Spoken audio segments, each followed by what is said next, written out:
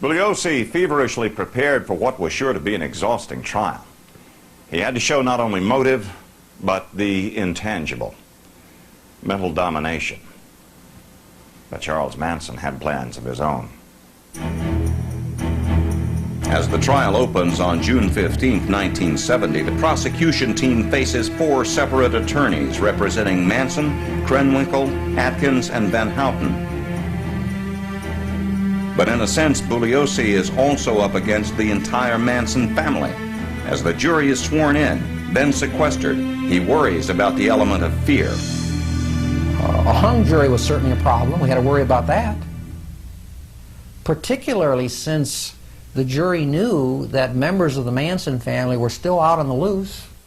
As someone said, very aptly, they said Manson might be behind bars, but his reach extends beyond the jail cell. To get former Manson family members and other witnesses to testify, Bugliosi and Stovitz offer them immunity from prosecution for lesser crimes or convince them they'll be safer with Manson out of circulation. Prepared with months of exhaustive research, Bugliosi elicits disturbing testimony about life with Charlie Manson, including his techniques for breaking down individual will. He controlled virtually all aspects of their sexuality when they'd have their sex orgies. Manson was kind of like a maestro, orchestrating what everyone else did. No one else touched anyone else or kissed anyone else or made love to anyone else unless Manson told them to do so. In Charlie's world, watches and clocks are forbidden. So are birthdays and any talk of the past. There is no time, Charlie tells his disciples, only the now. From certain women, he takes eyeglasses, birth control pills, even their babies for communal parenting. The prettiest women are reportedly used as sexual bait to entice more men to join the group. Charlie supervises the taking of drugs, primarily marijuana and LSD, which enhance the hypnotic effect of his words. At dinner, he often sits alone atop a rock with the others at his feet, playing his guitar and preaching.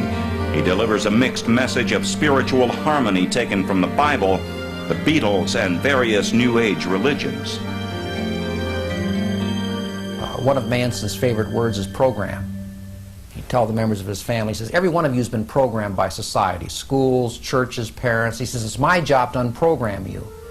What he did not tell them, of course, was that in the process of unprogramming them, he was reprogramming them to be his slaves and to be his followers.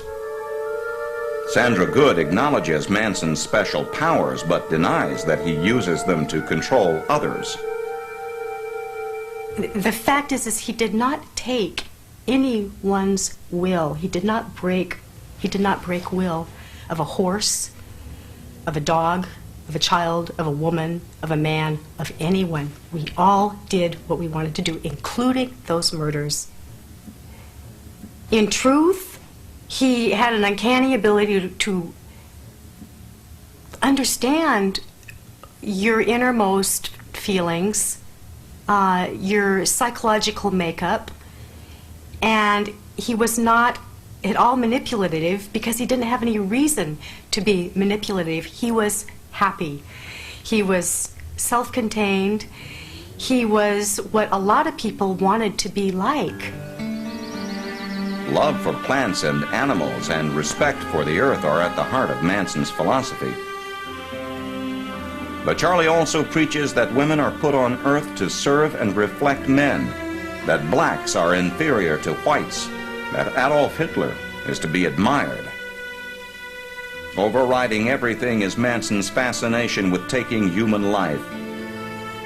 One of his followers would later put it this way: death is Charlie's trip. During the trial, no one can predict how the erratic Manson might attempt to dominate and control the courtroom. From day one, Bugliosi finds himself the target of Manson's famous piercing eyes. He and I used to have a lot of staring sessions. All was initiated by him. He was trying to intimidate me with that Hitlerian stare of his. On one occasion, a lengthy staring session leads to verbal sparring, The intense rivalry between prosecutor and defendant has become personal, and Bugliosi clearly relishes the battle. For 20 minutes we looked at each other. And his hands started trembling. I said, "How come your hands are trembling, Charlie?" I said, "Are you afraid of me or something?" He said, "No, why should I be afraid of you?" I said, "Well, your hands seem to be trembling." Whenever possible, Bugliosi challenges Manson to take the witness stand in his defense, but Manson only grins. Throughout the trial, Manson and the family make their presence felt in the courthouse or gather on a corner outside, playing to the media. And whatever he would do in court, they would try to emulate him out in the corner. One day he came into court and he had carved an X on his forehead. He said he was Xing himself out from the world. The next day, all the girls and the young kids in the corner had carved X's on their foreheads. At one point, because of Manson's erratic behavior, the judge takes away his right to act as his own attorney. In response, Manson instigates a series of disruptive tactics. When he turns his chair with his back to the judge, Atkins, Krenwinkel, and Van Houten do the same. The next day, Charlie strikes a crucifixion pose once again. The three women follow his lead. When he becomes angry with the judge, his co-defendants turn their backsides to the judge and pull up their skirts. Manson merely enjoys the spectacle, but Bugliosi perceives something else, something he can use. The women are playing right into the prosecution's hands, demonstrating to the jury just how obedient they are to Charlie. On August 3rd, 1970, the president himself, Richard Nixon, becomes a pawn in Manson's game. In a speech to law enforcement officials, Nixon declares Manson guilty. The next day in court, Manson holds the headline up for all 12 jurors to see, nearly causing a mistrial. Not long after, Aaron Stovitz is yanked off the case for violating a gag order by speaking with a reporter about the trial. Vincent Bugliosi now stands at center stage with Charles Manson, two arch rivals in a bizarre courtroom drama that's about to become deadly serious. As the Tate LaBianca murder trial unfolds month by month, the tension between Manson and Bugliosi only rises. The proceedings are as unpredictable as Manson himself, sometimes dragging on and sometimes exploding violently. One day, Manson got a hold of a sharp pencil and he leaped over the console table and he started charging the judge towards the bench. And the bailiffs immediately tackled him and dragged him out of court. He shouted something to the judge to the effect, "In the name of Christian justice, someone should chop off your head." When Manson tells a bailiff that he plans to have Bugliosi and the judge murdered, the judge begins carrying a .38 revolver beneath his robe. Bugliosi is given a full-time police bodyguard and has his house equipped with a special security system. Prosecution witnesses also receive death threats. One, a teenage girl, nearly dies after Manson family members feed her a hamburger laced with 10 hits of LSD.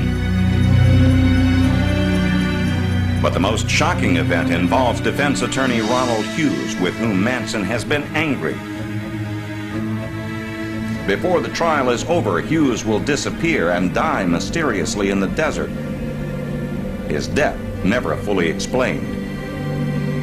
Everyone, including Bugliosi, wonders who might be next.